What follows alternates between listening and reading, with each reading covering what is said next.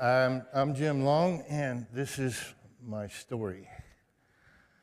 My life before I met Jesus could have been an episode of Jerry Springer. I was a mess, a big mess. My greatest achievement before the age of 18 was 2 trips to jail. 4 days after I got married on this stage, I did a year in jail for drug trafficking. I went right back to my nefarious ways when I got out and rose to the top ranks of a local drug family that was making millions in this community until one day I woke up underneath the 408 expressway, homeless and penniless. My God, my precious God, money was all gone. The newspaper said that 7 law enforcement agencies plus the DEA out of Washington took down the entire group, but when it came for me, I wasn't there. See, God had already arrested me and changed my address from hot dog millionaire to Humpty Dumpty homeless guy. Addicted to the drugs I had hooked so many others on. But then God happened, and 3 drug treatment programs later, this church played a part. You welcomed me back. You forgave me. Only problem is I couldn't forgive me. I hated myself, and no one could change my mind.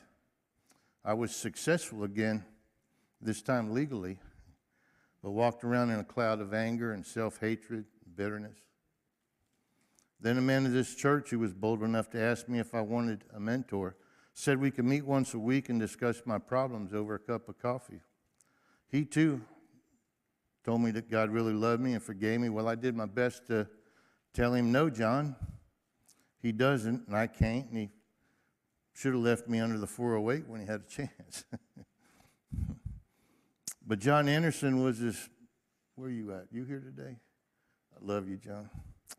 But John Anderson was as stubborn as I was, told me to quit the pity party and get rid of that sour heart and move on. I weren't no use to nobody the way I was. And 2 years later,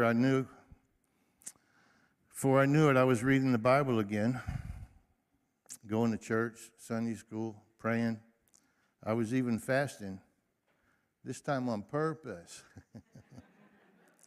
I was a happy guy again, felt closer to Jesus than I ever had before, and finally had peace in my life with a fire in my heart for following the Lord.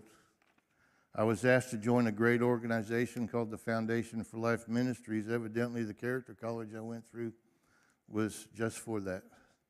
And for the last 15 years, it's been all glory to God to serve there. Sure beats sitting home in my rocking chair listening to Andy Griffith, you know.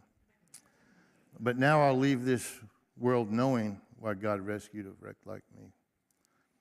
My story changed as another man who didn't know me and never even seen me before cared enough when he saw me struggling to tell me he knew a guy, and his name is Jesus. That's my story.